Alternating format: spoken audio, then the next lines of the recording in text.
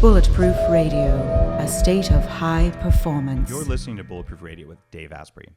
Today is a special edition recorded here at Nike's Just Do It headquarters in Los Angeles, and I'm recording a Star of E's hit series Total Bellas and Total Divas, a WWE superstar who's also an entrepreneur, none other than Nikki Bella. Hello. I'm really excited that we both made our schedules work out in order to do this, because I've been wanting to ask questions of someone who does what you do, which is crazy. I know. I hear that a lot, but only in the ring, nowhere else. When you watch WWE, and I think everyone has seen a few matches, and we've watched it as kids and all, and you see these people doing things that look like they are completely impossible, and you do them all the time. I want to understand how you got into that, because you are a soccer player, like me. Yeah. So how did you go from being a soccer player to a professional wrestler?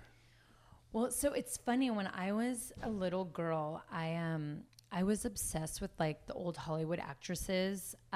Every book report I would have to do, I'd do it on Marilyn Monroe, to where my teachers were like, okay, we've heard enough about Marilyn Monroe and you're only in elementary school. Let's maybe do Eleanor Roosevelt or someone. Right. And I was just very, like, I loved the black and white movies. I loved Vivian Leigh. I was just in such awe of those women.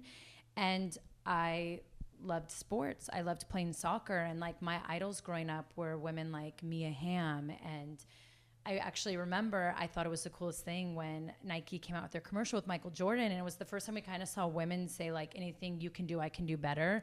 And she was just my instant, like, yes, I want to be that. And so it was kind of funny, because since I've been young, I've always been a girly tomboy, which is very funny to say. But I was very drawn to the entertainment industry, but didn't want to give up my sports. And my goal since I've been young, it was always to be, I wanted to be in the World Cup. That was like my one goal.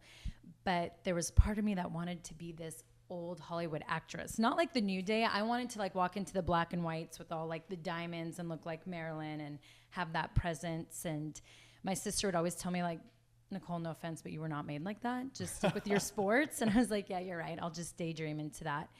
And when my sister is the one who actually brought WWE to me, I didn't grow up as a fan, because the people that I was raised with, no one was fans. Like, none of my friends were talking about it, or my cousins. I do remember in high school, my brother started to talk about The Rock all the time and always wanted to drop an elbow on me. And I was like, what is this? What are you doing? But when my sister came to me about this diva search, and she's like, you have to see what these women are doing on TV. They're wrestling and it's amazing. And I remember the first time I tuned in to Monday Night Raw, and I got hooked, because I was like, wait, these women are these athletes and they're being so athletic, but they're also characters and they have these storylines. Like, I immediately could tell like who the teacher of the WWE was, or like all these girls had like different characters, and I immediately saw it and I got connected, and I got lost in the storylines of these love stories. And so it's funny, because I kind of felt like it was my calling, because it's this Broadway with body slams, and I could actually use my athletic ability, but also become a character, become that old Hollywood actress, but, you know, beat girls up. What was it like transitioning from being a high-end soccer player, because it's a very different sport, and you're sitting here and you have just amazing shoulders and guns that are shocking. So you're in just impossibly good shape. Oh, thank you. But soccer players have big legs and small upper bodies. Oh, yes. And you're the opposite of that now. Right. So what did you have to do to transition to a very different sport? It actually, you know, being in the ring and being a soccer player, and especially I was a defender, so I'm used to moving backwards but having to look forward, and just very quick transitions. And that actually was a huge plus for me in the ring, was my footwork. Sometimes you have people that come in and they can't catch on to wrestling quickly, but what I was realizing, it's because their footwork was off and they never had that experience of it, and that's very tough to get, especially in such a small space like the ring. And so my sister and I caught on very quickly to wrestling, but I thank soccer for that because of my footwork. So I had to work on now my upper body and timing in a whole different way. And also I was very competitive. So I had to also work on knowing that we have predetermined finishes in the WWE. So it wasn't like I could go out there and win a championship based on my performance. They're going to tell me who wins, but I still want to give that amazing performance. But what I realized is I never really lifted weights because with soccer, when we had that extra time, it was more focused on endurance than actually having to be stronger. Our legs just naturally got so strong from playing. So that was like a whole new world for me, was like lifting weights and using this upper body strength to either lift girls over my head or just have them be a good base for them on certain moves that they're doing. And I realized that I liked it because it was another challenge for me, and it was something that you couldn't predetermine it. Like I could go in here and how hard I work is how good I'll be in that ring. So that was different for me. Footwork was great, but definitely that training my upper body to lift. And I mean, I never had to do that. If anything, we avoided it, right, in soccer. Right. Like I can't touch the ball with my hands. So it was like a whole new world. Tell me about the first time you lifted a woman above your head.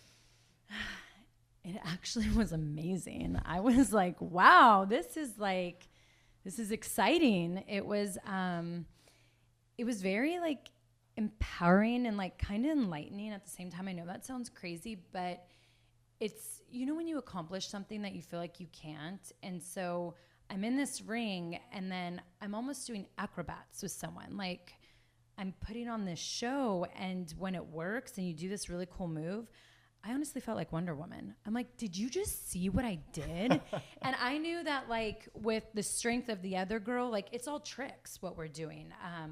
I can't fully, like a lot of the stuff that I do in the ring with lifting, I can't do that if the other girl isn't supporting me. Like unless the girl is literally like maybe 100 pounds, can I like do just dead weight? But we learn how to post off each other.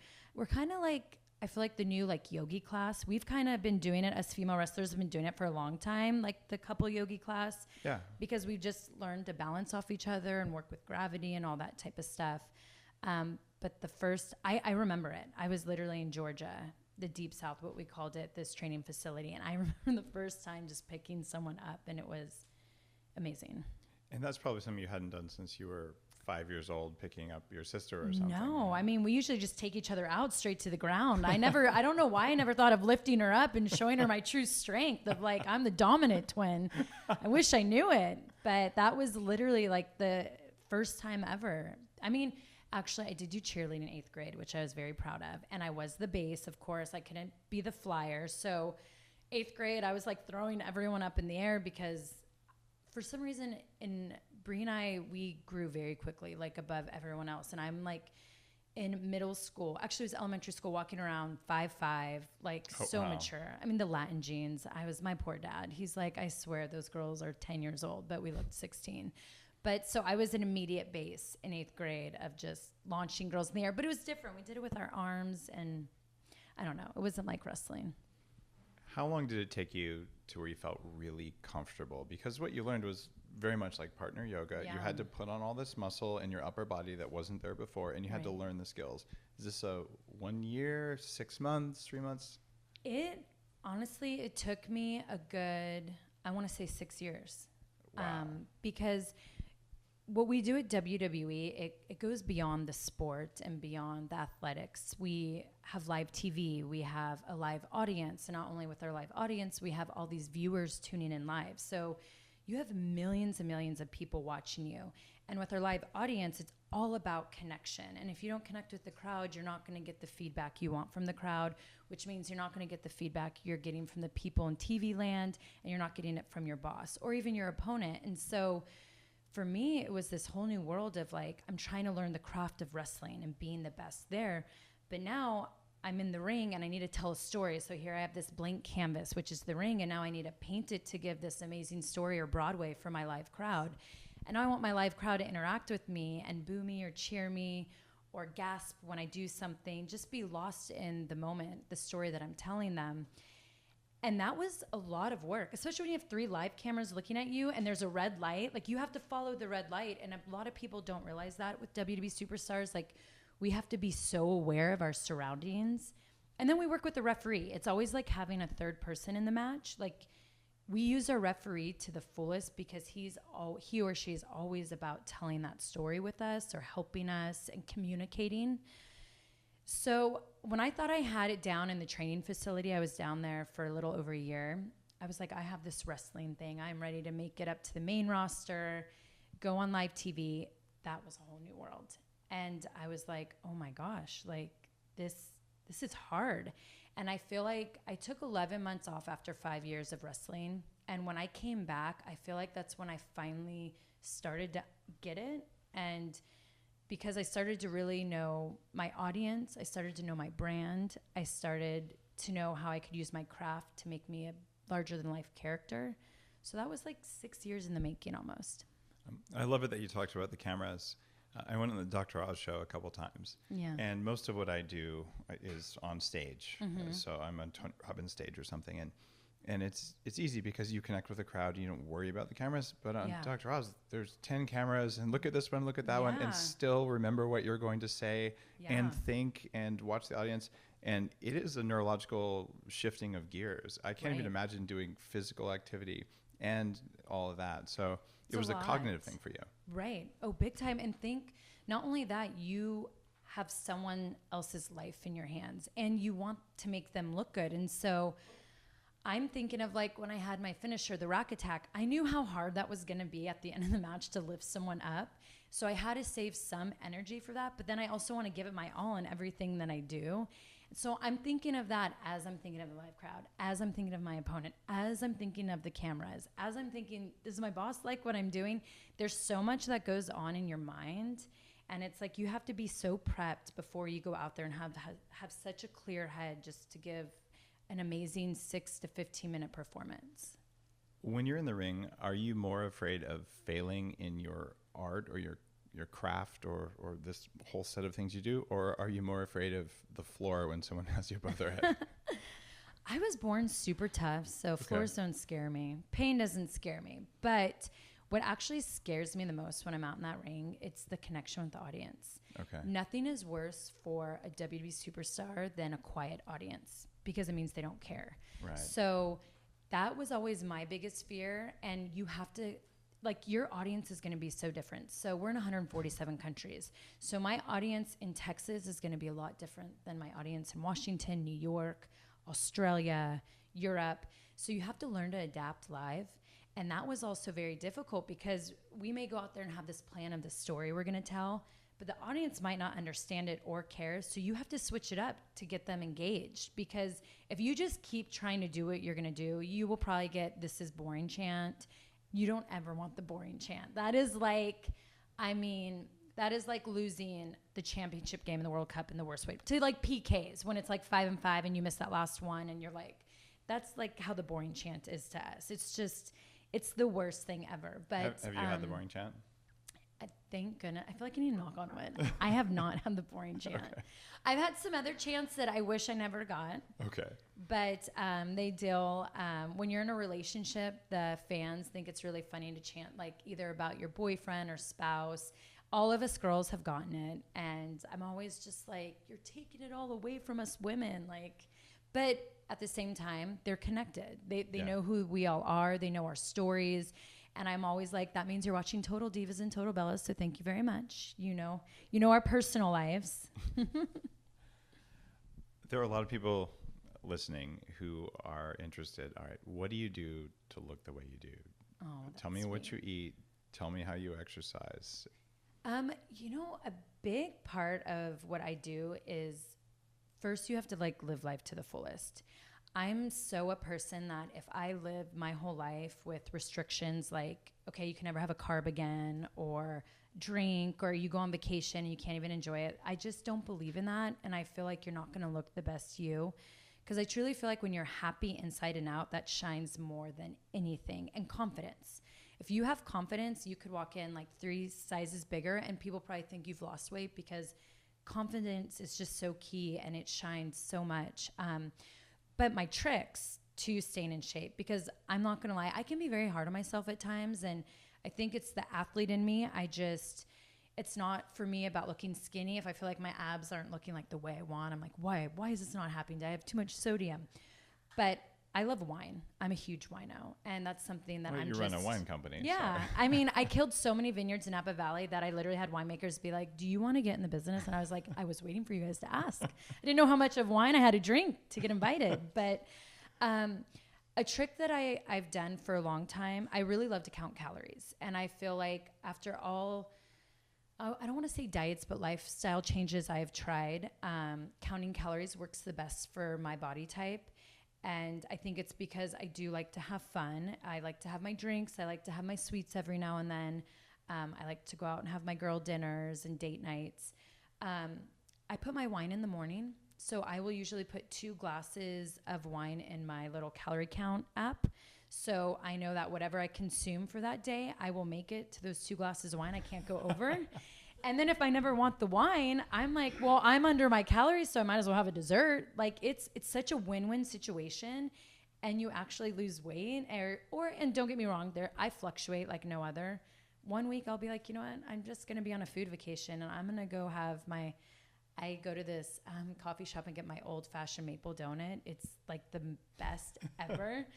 I was actually embarrassed because Sunday I didn't do carbs last week. I kind of wanted to shock my metabolism. So I took out carbs and sugar.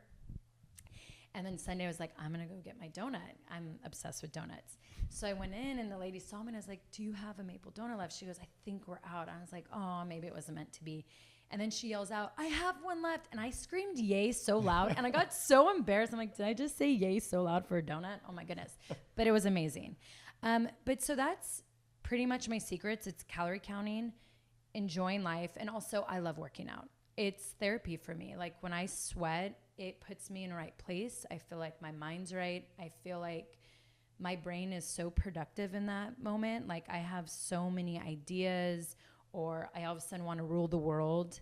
Like my ex would always be like, I always know when you're done working out, because I call him and be like, oh my God, so what I'm thinking is, and I'd have like all these ideas. I felt like I solved like world peace. Like it was great what workout does for me. So I try to work out like minimum 3 days a week. I usually work out a lot more. How do you know how many calories to count? I am the queen of scanning barcodes. Like, I mean, there are apps out there now. Like they will scan the barcode and they will give you a sad face, an okay face, a smiley face. I'm like, this is good. This isn't good. And I usually like to go to places where I know the calories, like if they have it written down. Right. But I just try to assume, like, I'm like, yeah, that's a few ounces of chicken, or that's this. So I try to calculate it myself. And how do you set your target for how many total per day? Well, there's a trainer I used to work with, and he gave me some tricks that probably aren't the best. But he was like, if you really want to, like, lose weight, try to consume 1,200 calories a day and keep a workout in and just double up on your water. And so I will do that at times when I feel like a photo shoot's coming up, or someone wants to post an Instagram with me in a swimsuit or a little outfit, or if I make a comeback in the ring. I like to get on to 1,200 calories, and I use a lot of shakes in that situation just so I can consistently be consuming food all day. But it's if I'm not doing 1,200 calories, I like to go up to 1,500 and just I don't ever starve myself. That is one thing I can't do, and I never will do. I wouldn't even be able to sleep if my stomach was growling all night, which I feel bad. I've done that a few times. I'm like, what am I doing? I'm not even sleeping, and I lose more weight when I sleep. Especially in women, being really hungry affects sleep before it does in men, as far as I've been able to tell.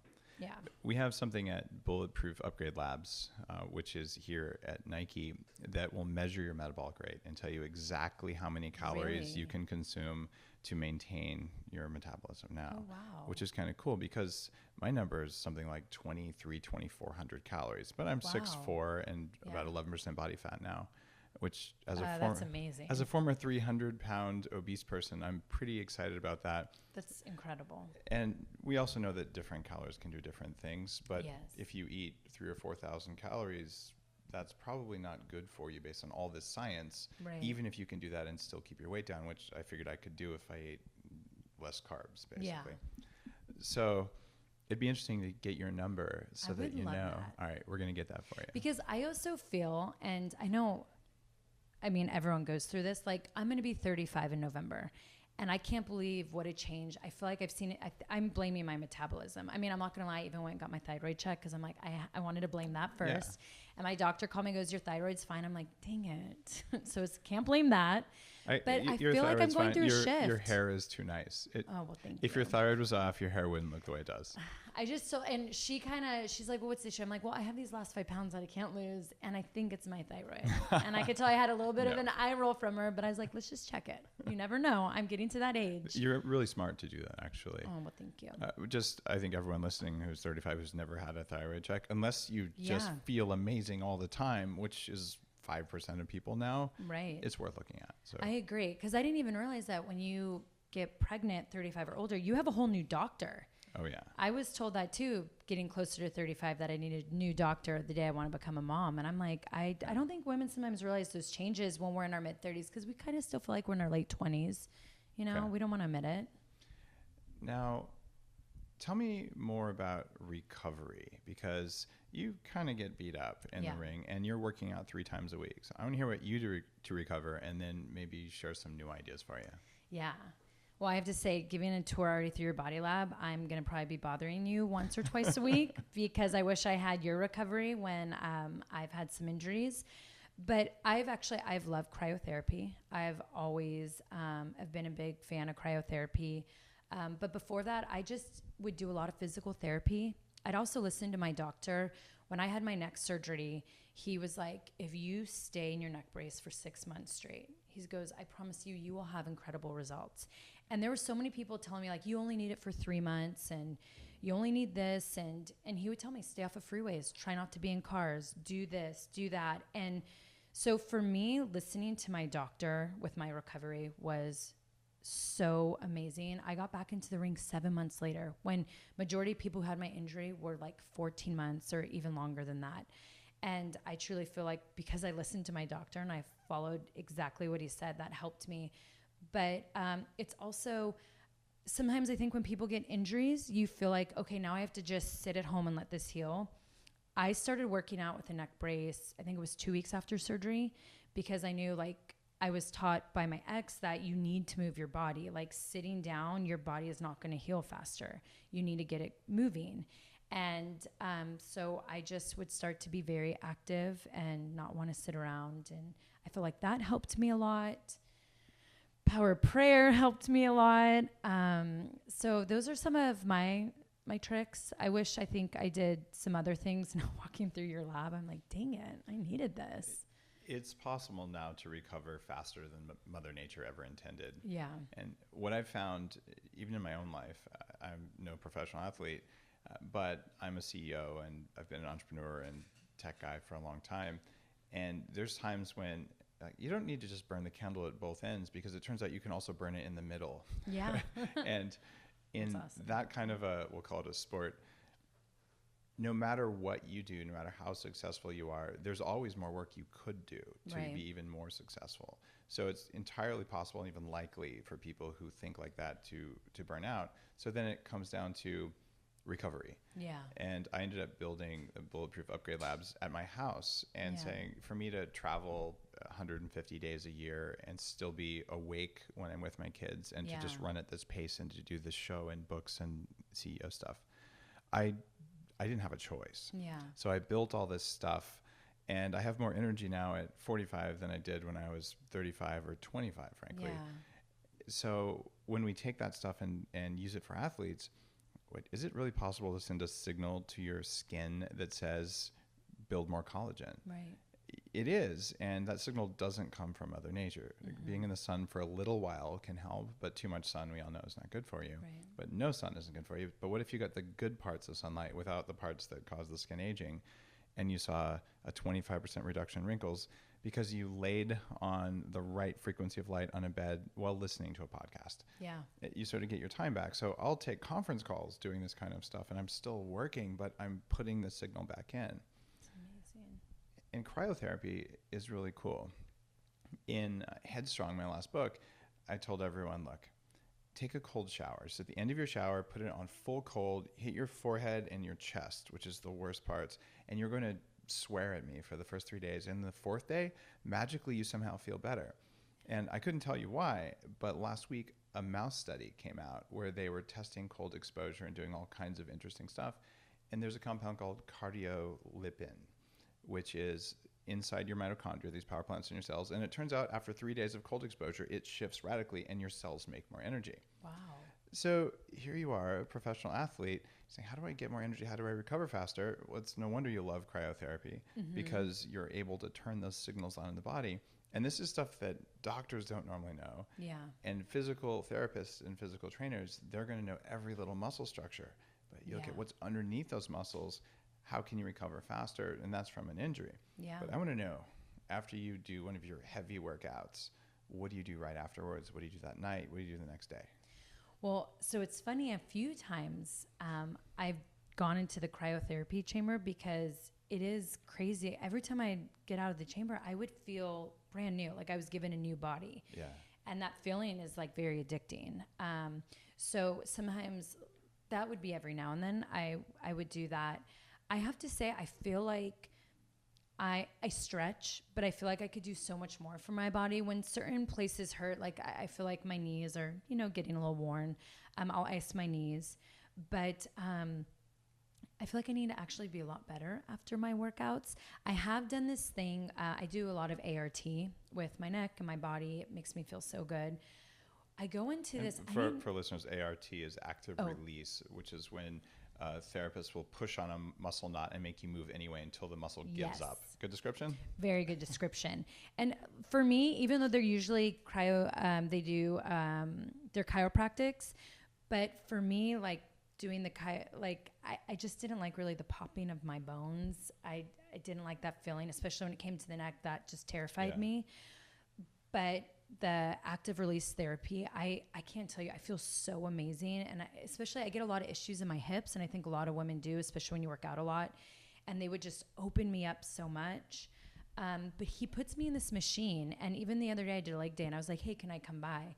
And it's a lot like, I saw you had the boots in your lab. I wish I knew the name, but it kind of pumps, you're like strapped in, and it like it's like compression almost, and it gets super tight, and then it can go like pretty fast. It's called ECP.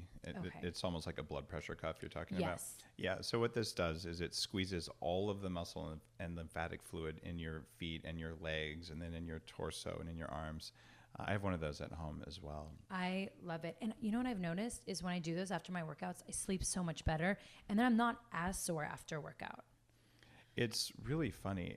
Having a massage where someone squeezes you really hard, like a good firm massage. Yeah. People's hands are only so big, but what if their hands are as big as your whole leg all at the same time? It's that idea, and it's return on time spent recovering. Wow. So that's the kind of stuff that I just wanted to make available to everyone at Bulletproof Labs, because it's not fair that only professional athletes I agree. and celebrities get to do that stuff, or astronauts. Totally. Or someone. I agree. I mean, honestly, the reason why I was introduced to it is because my ex-fiance, he has it. And so he would always use it after matches, and he would feel so great. And then I was over here so sore, and I'm like, well, can I just we call him his smushy boots. I'm like, can I get him the smushy boots? Like, I need some like Smushy boots. Yeah, that was like our name for it. And then I used to think that all the time. I'm like, why can't I just go into a place and be able to use all these things to feel better, because when they finally started doing like cryotherapy, when you could actually go in and drop in, like it was very rare you could just go in a place and use it unless like your doctor had it.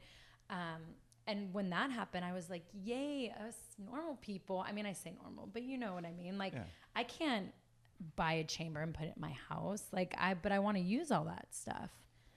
I believe in it. When I was overweight, I had a real hard time, and I would drive from a yoga class, and you drive somewhere to do this, and you drive somewhere to do that. And pretty soon you've spent 3 hours in a car, which doesn't really help you.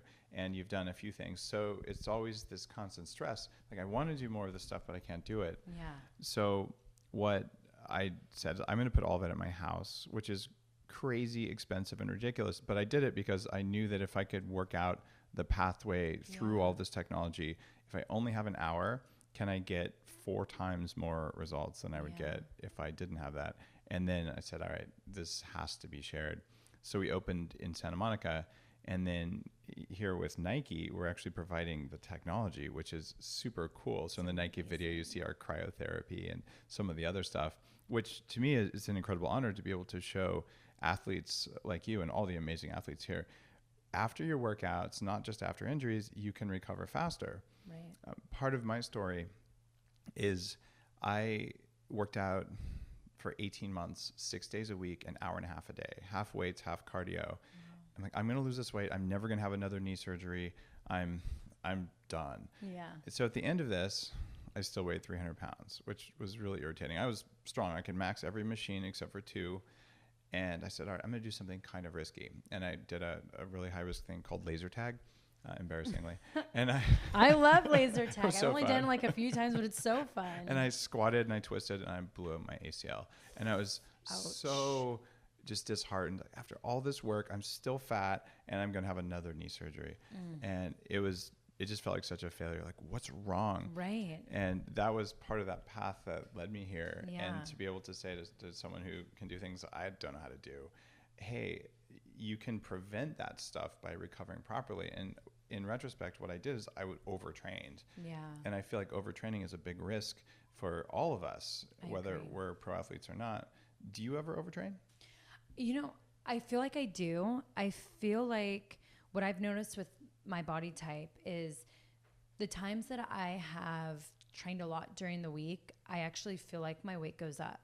And then the times that I just take in the 3 days with my trainer and I enjoy my other days, I watch my calories, but I just go on a walk or I do something for myself, a massage. Did you just say that you get fat if you train too much? Please tell me you said that. Well, not fat. Maybe no, that's but the the wrong way scale, for you, but the scale I goes get on up. this scale.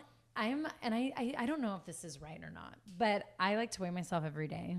And sometimes I like to weigh myself at night just to be like, can I sleep off 2 pounds?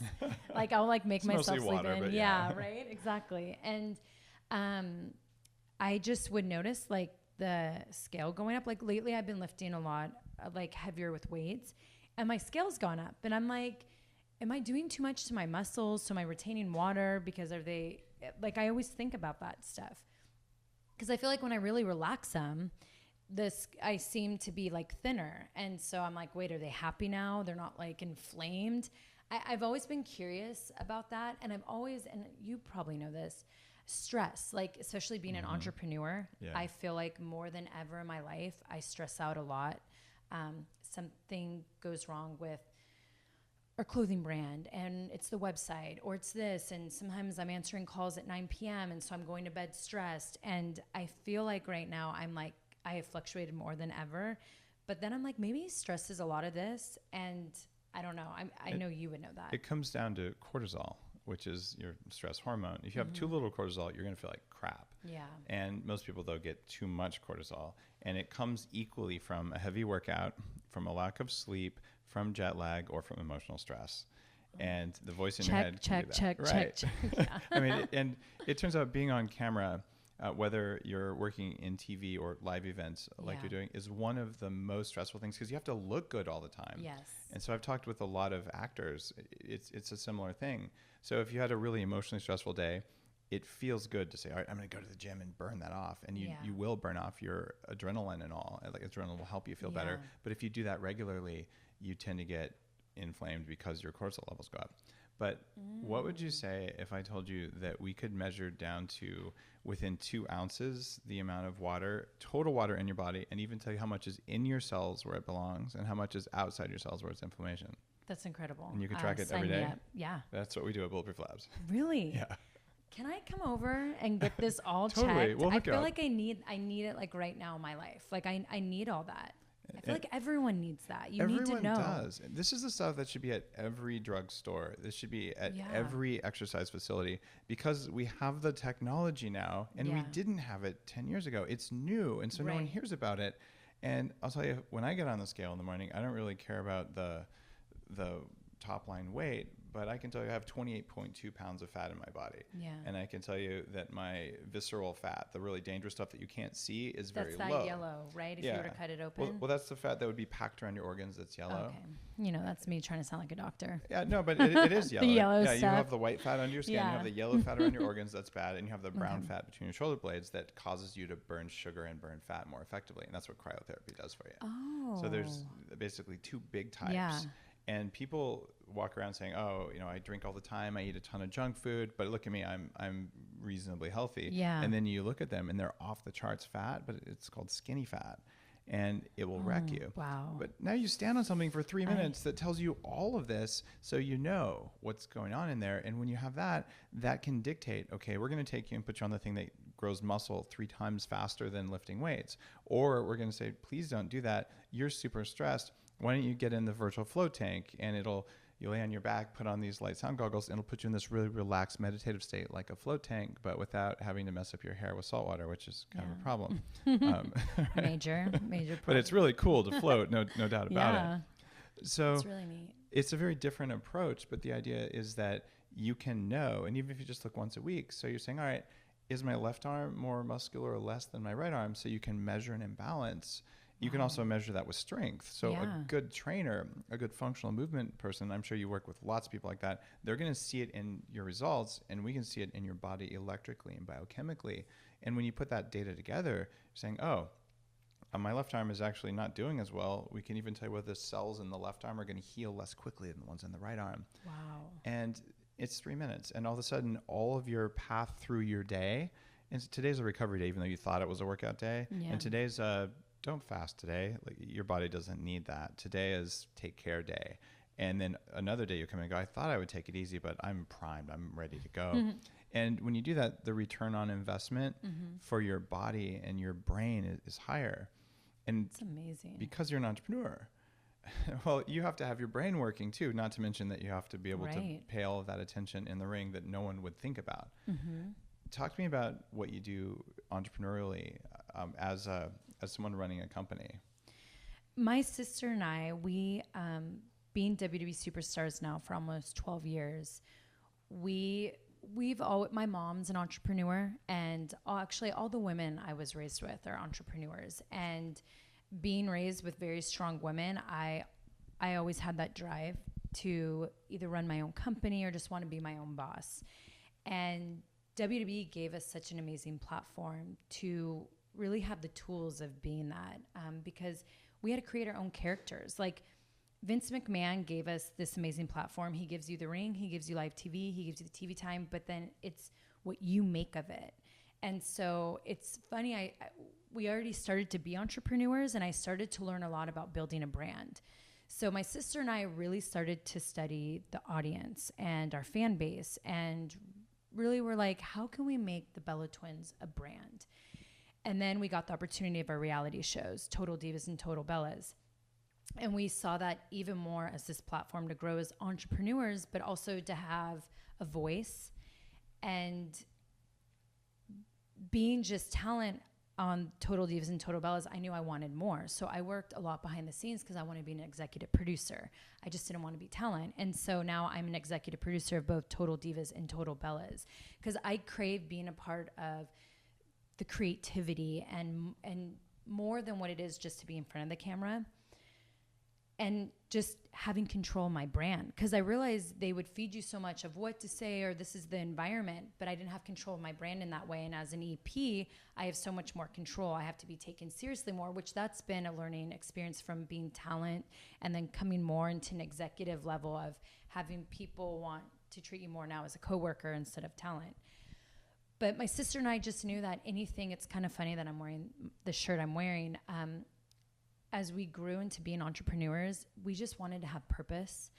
The day I leave this earth, I don't want to be known as just a female wrestler or reality star. I want to know that I changed people's lives. And even if it's just 2 people, I want to know that I made some good change in this world. And I really love being a role model.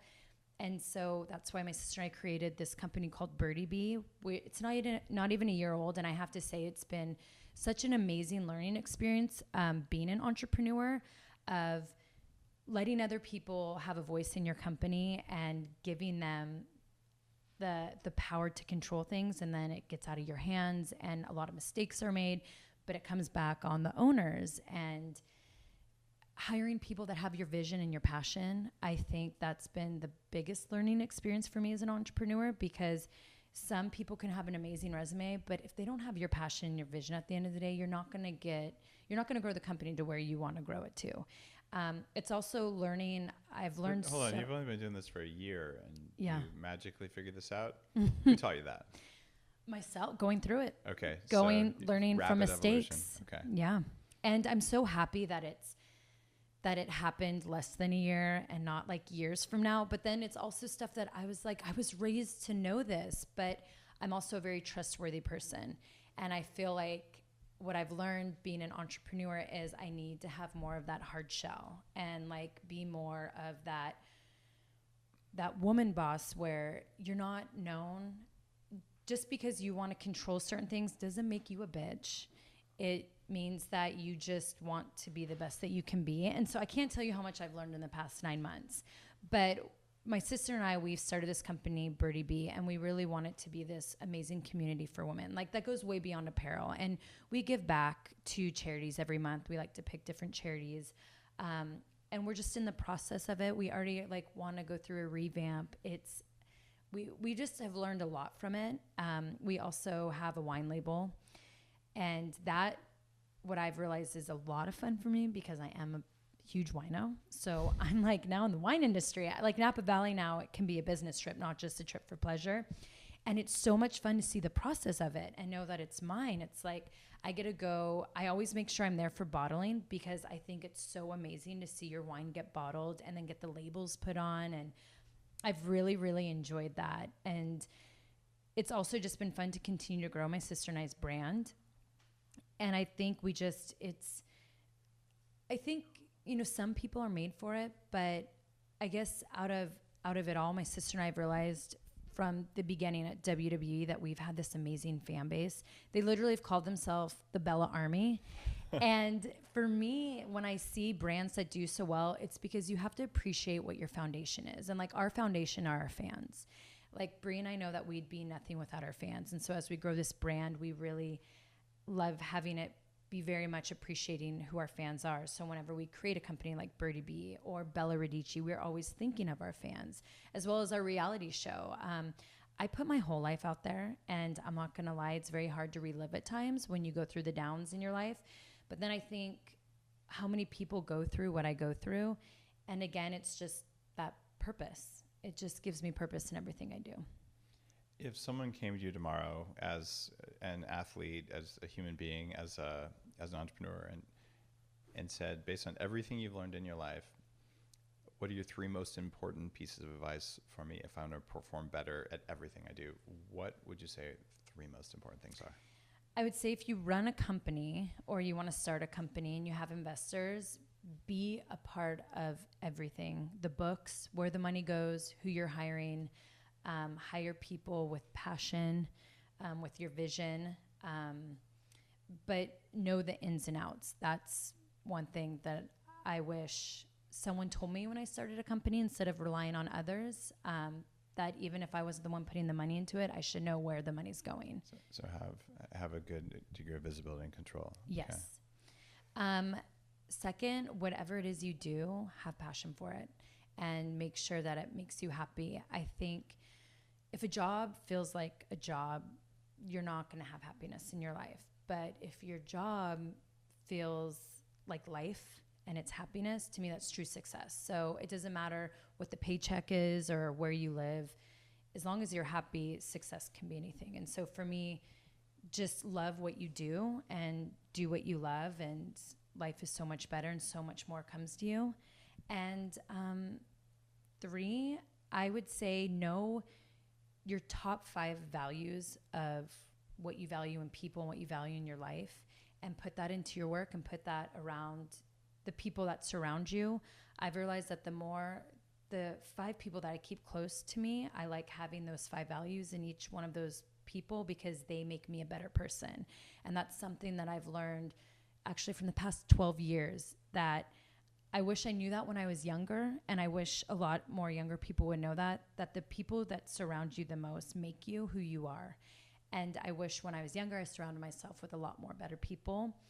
But it was I've had an incredible journey. And now that I know it, and I'm still 34, it's crazy how much stronger and better I've become with those people around me.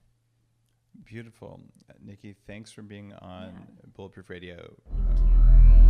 Thank you.